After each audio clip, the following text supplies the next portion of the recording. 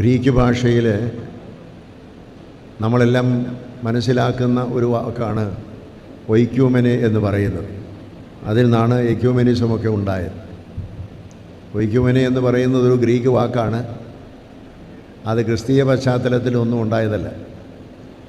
അത് ഗ്രീക്കിലെ ഫിലോസഫീസ് ഉണ്ടാക്കിയ ഒരു വാക്കാണ്.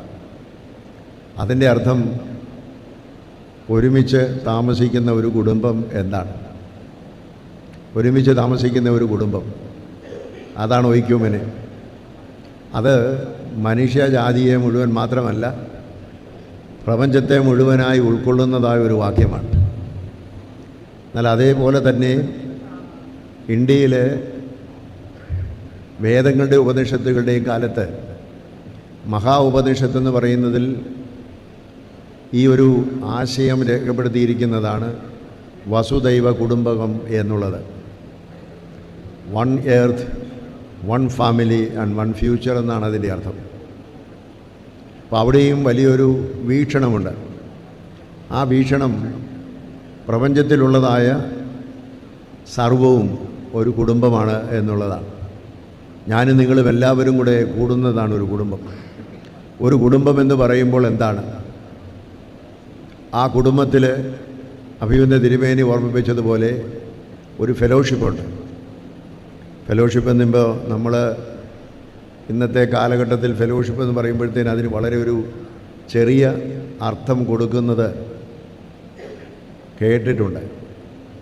ഫെലോഷിപ്പ് എന്ന് പറഞ്ഞാൽ എല്ലാവരും ഒരുമിച്ച് കൂടി പാട്ടുപാടി പ്രാർത്ഥിച്ച് കാപ്പി കുടിച്ച് പിരിയുന്നതാണ് എന്നുള്ള ഒരു ചിന്ത എങ്ങനെയോ നമ്മുടെ ഉള്ളിൽ കടന്നുകൂടിയിട്ടുണ്ട്. ഫെലോഷിപ്പ് എന്ന് പറയുന്നത് 1-ാം നൂറ്റാണ്ടിലെ ക്രിസ്ത്യാനികളുടെ ജീവചരിത്രമാണ്. അതാ ജീവിത ശൈലിയാണ്. 2-ാം അധ്യായത്തിൽ അപ്പോസ്തല പ്രവൃത്തികൾ 2-ാം അധ്യായത്തിൽ പറയുന്നത് അവർ കൂട്ടായ്മ ആചരിച്ചും അപ്പം നുറുക്കിയും പ്രാർത്ഥന കഴിച്ചും പോകുന്നുവെന്നാണ്. അവിടെ കൂട്ടായ്മ എന്ന് പറയുന്നതിന് ഒയ്ക്യൂമെനെ എന്നുള്ളതല്ല, കൊയിനോണിയ എന്നുള്ള വാക്കാണ് ഉപയോഗിക്കുന്നത്, ഗ്രീക്ക് വാക്ക്. കൂട്ടായ്മ ആചരിക്കുക എന്ന് പറയുന്നതിനകത്ത് അവിടെ കാണിക്കുന്നതായ ഒരു അർത്ഥം, അവരെല്ലാവരും അവരുടെ സമ്പത്തുകളെല്ലാം അപ്പോസ്തലന്മാരുടെ പക്കൽ വെച്ചു. ഓരോരുത്തർക്കും അവർക്ക് ആവശ്യമുള്ളതെല്ലാം അപ്പോസ്തലന്മാർ കൊടുക്കുകയും അതുപോലെ അവരിൽ ഒരുവനും ഒരു കുറവും ഉണ്ടായിരുന്നില്ല എന്നും പറയുന്നു. അപ്പോൾ കൊയിനോണിയ അഥവാ കൂട്ടായ്മ എന്ന് പറയുന്നത് പൊതുവായി സകലതും മനസ്സിലാക്കുകയും പൊതുവായി എണ്ണുകയും പൊതുവായി ഒരുമിച്ച് ജീവിക്കുകയും പരസ്പരം ഉള്ളതെല്ലാം പങ്കുവയ്ക്കുകയും ചെയ്യുന്ന ഒന്നായിട്ടാണ് 2-ാം അധ്യായത്തിൽ അപ്പോസ്തല പ്രവൃത്തികൾ നാം വായിക്കുന്നത്. അതാണ് യഥാർത്ഥമായ കൂട്ടായ്മ എന്ന് പറയുന്നത്. അതാണ് ഒയ്ക്യൂമെനയിലും വീക്ഷിക്കുന്നത്.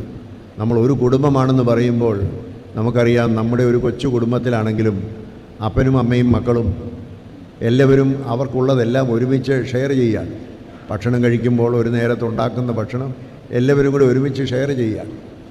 അതുപോലെ അവർ ഒരുമിച്ച് യാത്ര ചെയ്യുകയാണ്. ഒരേ വീട്ടിൽ താമസിക്കുന്നു, ഒരുമിച്ച് കിടന്നുറങ്ങുന്നു, ഒരുമിച്ച് പ്രവർത്തിക്കുന്നു. അത് പരിപൂർണമായ ഒരു ഷെയറിങ്ങാണ് അവിടെ നടക്കുന്നത്. അതാണ് യഥാർത്ഥമായിരിക്കുന്ന ഒയ്ക്യൂമെനെ കൂട്ടായ്മ എന്ന് പറയുന്നത് ഒരു കുടുംബത്തിലുള്ളത്. എന്നാൽ ഒയ്ക്യൂമെനെ എന്ന് പറയുന്ന ഗ്രീക്ക് വാക്കിലും അതുപോലെ തന്നെ വസുദൈവ കുടുംബകമെന്ന് പറയുന്നിടത്തുമെല്ലാം ലോകം മുഴുവനും ഈ തരത്തിലുള്ള അനുഭവത്തിലേക്ക് വരണമെന്നുള്ള വീക്ഷണമാണ്. ലോകത്തിലുള്ള എല്ലാവരും ഒരു കുടുംബമാണ്. എല്ലാവരും പരസ്പരം സ്നേഹിക്കുവാനുള്ളവരാണ്, പരസ്പരം കരുതുവാനുള്ളവരാണ്. ആ ഒരു വീക്ഷണം പുരാതന കാലത്ത് ഗ്രീക്ക് വേൾഡിലും അതുപോലെ തന്നെ ഇവിടെയുള്ളതായിരിക്കുന്ന ഇന്ത്യൻ സംസ്കാരത്തിലും ആർഷഭാരതത്തിൻ്റെ സംസ്കാരത്തിലുമെല്ലാം അലിഞ്ഞു ചേർന്നിരിക്കുന്ന അടിസ്ഥാന തത്വമാണ്. ഈ തത്വത്തിന് വിപരീതമായി പ്രവർത്തിക്കുമ്പോഴാണ് നാം മനുഷ്യവർഗത്തിൻ്റെ അല്ലെങ്കിൽ പ്രപഞ്ചത്തിൻ്റെ തന്നെ നിലനിൽപ്പിന് വലിയ ഭീഷണിയാകുന്നവരാകുന്നത്. അങ്ങനെ പ്രവർത്തിക്കാൻ നമുക്ക് അവകാശമില്ല. നമ്മുടെ ഓരോ പ്രവൃത്തിയും ഈ പ്രപഞ്ചത്തിന് അല്ലെങ്കിൽ ഈ ലോകത്തിന്, നമ്മൾ നിവസിക്കുന്ന സമൂഹത്തിന് എന്തുമാത്രം നന്മ ചെയ്യുന്നു എന്നുള്ളതാണ്. ആ നന്മ ചെയ്യാനുള്ളതായ പ്രവണതയാണ് നമുക്ക്, അല്ലെങ്കിൽ അതിനുള്ളതായിരിക്കുന്ന ശ്രമമാണ് ഒരു കുടുംബത്തിലുണ്ടാകുന്നത്. ഒരു കുടുംബത്തിൽ അപ്പനും അമ്മയും മക്കളും ജീവിക്കുമ്പോൾ അപ്പനും അമ്മയും മക്കളും അവരുടെ പരസ്പരമുള്ളതായിരിക്കുന്ന സഹകരണത്തിൽ ആ കുടുംബം വളർത്തുകയാണ്. അവിടെ ഭിന്നതയില്ല, ചിഹ്നമായിരിക്കുന്ന അനുഭവമില്ല. പലപ്പോഴും മദ്യമയക്കുമരുന്നുകളുടെയൊക്കെ അത്യധികമായ ഉപയോഗം കൊണ്ട് പല കുടുംബത്തിലൊക്കെ ഛിന്ന ഭിന്നമായിരിക്കുന്ന പല സംഭവങ്ങളും ഉണ്ടാകുന്നത് നമ്മൾ കാണുന്നുണ്ട്. അതെല്ലാം ഈ സമൂഹത്തിൻ്റെ നിലനിൽപ്പിന് ഭീഷണിയാണ്. നാം ഓരോരുത്തരും ആചരിക്കുന്നത് അവരിന് സുഖത്തിനായി തീരണം എന്നുള്ളതായ സന്ദേശമാണ് നമുക്കുള്ളത്. അതുകൊണ്ട് എല്ലാവരെയും സ്നേഹിക്കണം. ആ എല്ലാവരെയും സ്നേഹിക്കുവാനായി നമുക്കൊരു വീക്ഷണമുണ്ട്. ആ വിപരീതമായ അനുഭവത്തിൽ നമ്മൾ ജീവിക്കുമ്പോഴാണ് ഈ സമൂഹത്തിൻ്റെ നന്മ നഷ്ടപ്പെടുന്നത്. അതുകൊണ്ടാണ് മഹാത്മാഗാന്ധി ഇവിടെ ജീവിച്ചത് എല്ലാ മനുഷ്യരും, ഹിന്ദുവും മുസൽമാനും ക്രിസ്ത്യനും എല്ലാവരും ഒരുമിച്ച് ജീവിക്കണം. മഹാത്മാഗാന്ധി ഖുറാനും ഭഗവത്ഗീതയും വിശുദ്ധ വേദപുസ്തകവും എല്ലാം എല്ലാ ദിവസവും വായിച്ചിരുന്ന മനുഷ്യനാണ്. കാരണം അതിൽ നിന്ന് അദ്ദേഹം ഉൾക്കൊണ്ടത് സമൂഹത്തിൻ്റെ ഒരുമിച്ചുള്ളതായ ഒരു ഐക്യമെനെയാണ്, അല്ലെങ്കിൽ ഒരു വസുദൈവ കുടുംബത്തിൻ്റെ വീക്ഷണമാണ്. അതിന് വ്യത്യസ്തമായി ആര് പ്രവർത്തിച്ചാലും എവിടെ പ്രവർത്തിച്ചാലും അത് ഈ സമൂഹത്തിൻ്റെ നിലനിൽപ്പിന് ഭീഷണിയാകുന്നു എന്നുള്ളതുകൊണ്ട് അത് ജാഗ്രതയോടെ ശ്രദ്ധിക്കേണ്ട ഉത്തരവാദിത്വം എനിക്ക് നിങ്ങൾക്കുമുണ്ട്. അങ്ങനെ ആരും പ്രവർത്തിക്കാൻ പാടില്ല. നമ്മൾ പരസ്പരം സ്നേഹിക്കും, പരസ്പരം കരുതിയും വീഴ്ക്കണം. ഹിന്ദുയിസം അല്ലെങ്കിൽ ഹിന്ദു മതം എന്ന് പറയുന്നത് എല്ലാ മതങ്ങളെ ഉൾക്കൊള്ളുന്നതാണ്. എന്തുകൊണ്ടാണ്? ഹിന്ദു മതത്തിലെ അവരുടെ ആശയം ഇന്ത്യൻ ഫിലോസഫിയിൽ പറയുന്നത് ബ്രഹ്മാവിൻ്റെ ഉള്ളിൽ നിന്നാണ്, അഥവാ ബ്രഹ്മാവിൽ നിന്നാണ് സകല ജ്ഞാനവും സകല സത്യവും വെളിച്ചവും ലോകത്തിൽ പകരുന്നത്. നന്മയും ധർമ്മവും നീതിയും എല്ലാം ബ്രഹ്മാവിൽ നിന്നുണ്ടാകുന്നതാണ്. അതുകൊണ്ട് ഇന്ത്യൻ ഫിലോസഫി പറയുന്നത് ഇതെവിടെയൊക്കെ കാണുന്നു, ഏതു മതത്തിലൊക്കെ കാണുന്നു, അത് മതവ്യത്യാസങ്ങളിൽ ഓരോ മനുഷ്യരുടെ ജീവിതത്തിൽ എവിടെയെല്ലാം കാണുന്നു അവിടെയെല്ലാം ബ്രഹ്മാവിൻ്റെ അംശമുള്ളതിനാൽ എല്ലാ മതങ്ങളെ ഒരുപോലെ സ്നേഹിക്കണം, കരുതണമെന്നുള്ളതാണ്. അതാണ് ഹിന്ദുയിസം പറയുന്നത്. എല്ലാ മതങ്ങളെയും ഒരുപോലെ കരുതുന്ന ഒരു ഇൻക്ലൂസീവ് ആയിരിക്കുന്ന എല്ലാത്തിനെയും ഉൾക്കൊള്ളുന്നതായ ഒരു മതമാണ് ഹിന്ദുയിസം. പക്ഷേ അതിന് വിപരീതമായി ഹിന്ദു മതത്തിലോ അതുപോലെ ക്രിസ്തീയ വിശ്വാസത്തിലോ മുസ്ലിം സമുദായത്തിലോ ഒക്കെ ഉള്ളവർ പ്രവർത്തിച്ചാൽ അവരെല്ലാം ഈ സമൂഹത്തിന് ഭീഷണിയാണ്. ഹിന്ദുവും മുസൽമാനോ അല്ലെങ്കിൽ ഒരു മതമോ ഒരു ലോകത്തിലുള്ള ഒരു മതങ്ങളും മനുഷ്യൻ്റെ നന്മയ്ക്കല്ലാതെ വെറുപ്പും വിദ്വേഷവും വൈരാഗ്യവും വിരോധവും അനീതിയും അസത്യവും പ്രചരിപ്പിക്കുന്ന ഒരു മതവുമില്ല. എല്ലാ മതങ്ങളും സത്യത്തിലും സ്നേഹത്തിലും പരസ്പര സഹകരണത്തിലും ജീവിക്കണമെന്ന് പറയുന്നതാണ്. അതുകൊണ്ടാണ് എല്ലാ മതങ്ങളും അങ്ങനെ പറയുന്നതുകൊണ്ടാണ് ഹിന്ദുയിസം എന്ന് പറയുന്നത് എപ്പോഴും ഇൻക്ലൂസീവ് റിലിജനാണ്. അതിന് ഏത് മതത്തെയും അത് സ്വീകരിക്കും. കാരണം ഏത് മതത്തിലുമുള്ള നന്മ ബ്രഹ്മാവിൽ നിന്ന് വരുന്നു എന്നുള്ളതാണ്. ഇത് തന്നെ നമ്മൾ 4-ാം നൂറ്റാണ്ടിൽ ജീവിച്ചിരുന്ന കൈസരയിലെ വിശുദ്ധ ബസേലിയോസ് പറയുന്നുണ്ട്. നന്മയെന്ന് പറയുന്നത് പരിശുദ്ധാത്മാവിൽ നിന്ന് ലഭിക്കുന്നതാണ്. അതുകൊണ്ട് നന്മ എവിടെ കണ്ടാലും അതിന് പരിശുദ്ധാത്മാവിൻ്റെ സാന്നിധ്യം അവിടെയുണ്ട്. ആരിൽ കണ്ടാലും അതിനെ മനസ്സിലാക്കണം. ഇതെല്ലാം വസുദൈവ കുടുംബകത്തിൻ്റെയോ വൈക്കൂമനയുടെയോ ഒരു ജീവിത സന്ദേശമാണ്. ഇതാണ് നമുക്ക് സമൂഹത്തിൽ നൽകുവാനുള്ളത്. നാം നിവസിക്കുന്ന ഈ ലോകത്തിൽ നമുക്ക് ഇത് യാഥാർത്ഥ്യമാക്കി തീർക്കുവാൻ സാധിക്കുമ്പോഴാണ് നമ്മളിന്ന് വളരാനുള്ളതായ മാർഗങ്ങളുണ്ടാകുന്നത്. നിർഭാഗ്യവശാൽ ഇന്ന് ലോകം വളരെയധികം ഡിവൈഡഡ് ആയിരിക്കുന്നു, ഭാഗിക്കപ്പെട്ടിരിക്കുന്നതാണ്.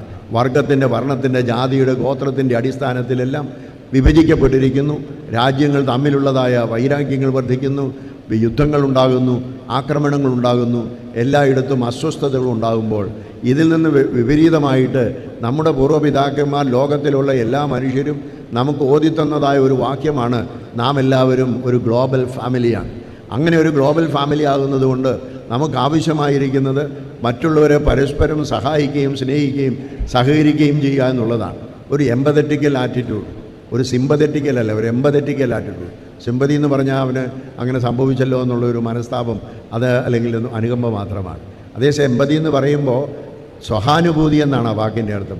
സഹാനുഭൂതി എന്ന് പറഞ്ഞാൽ മറ്റുള്ളവൻ്റെ വിഷമം എൻ്റെ വിഷമമായി, മറ്റുള്ളവൻ്റെ പോരായ്മ എൻ്റെ പോരായ്മയെ, മറ്റുള്ളവൻ്റെ പ്രയാസങ്ങൾ എൻ്റെ പ്രയാസമായി കണക്കാക്കിക്കൊണ്ട് അവന് ആവശ്യമായിരിക്കുന്നത് അവൻ്റെ പ്രയാസങ്ങൾ തീർക്കാൻ എന്നെക്കൊണ്ട് കഴിയാവുന്നത് മുഴുവൻ ഞാൻ ചെയ്യുന്നതാണ് എമ്പതറ്റിക്കൽ ആറ്റിറ്റ്യൂഡ് എന്ന് പറയുന്നത്. ആ എമ്പതറ്റിക്കൽ ആറ്റിറ്റ്യൂഡ് ഉണ്ടെങ്കിൽ മാത്രമേ ഒരു കുടുംബമായി നമുക്ക് വളരാനൊക്കെയുള്ളൂ. ഒരു കുടുംബത്തിൽ അപ്പനോ അമ്മയ്ക്കോ മക്കൾക്കോ രോഗമുണ്ടായി കഴിഞ്ഞാൽ ആ കുടുംബത്തിലുള്ള എല്ലാവരും ദുഃഖിക്കുകയാണ്. അപ്പൻ്റെയോ അമ്മയുടെയോ മക്കളുടെയോ സുഖത്തിന് വേണ്ടിയിട്ട് എല്ലാവരും ഒരുമിച്ച് പ്രവർത്തിക്കുകയാണ്. ഗ്ലോബൽ ഫാമിലിയാണ് നമ്മൾ, ലോകമൊരു ഫാമിലിയാണ്. ആ ലോകമൊരു ഫാമിലി ആയിരിക്കുന്നതുകൊണ്ട് നമുക്ക് ഒരുമിച്ച് പ്രവർത്തിക്കാനും ഒരുമിച്ച് ജീവിക്കുവാനുമുള്ളതായ ഉത്തരവാദിത്വം നമുക്കുണ്ട്. വ്യത്യസ്തങ്ങളായ മതങ്ങളാകാം, വ്യത്യസ്തങ്ങളായ ഭാഷകളാകാം, വ്യത്യസ്തങ്ങളായ ജീവിതശൈലികളാകാം, എന്തുമാവട്ടെ. അങ്ങനെയുള്ള വ്യത്യസ്തതകളൊക്കെ ഭൗതികമായിരിക്കുന്ന കാര്യങ്ങളിൽ നിന്നുണ്ടെങ്കിലും ആത്മീയമായിരിക്കുന്ന ഒരു യാഥാർത്ഥ്യമെന്ന് പറയുന്നത് നാം എല്ലാവരും ഒരു കുടുംബമാണെന്നുള്ളതിലുള്ള ഒരു എമ്പത്തറ്റിക്കൽ ആറ്റിറ്റ്യൂഡ് എല്ലാ മനുഷ്യരോടും സഹാനുഭൂതിയോടുള്ളതായ സഹവർത്തിത്വം നമ്മുടെ ഉത്തരവാദിത്വമാണെന്നുള്ള ബോധ്യത്തോടുകൂടെ മറ്റുള്ളവരെ സ്നേഹിക്കുവാനും കരുതുവാനും നമുക്ക് സാധിക്കേണ്ടത് ആവശ്യമാണ്.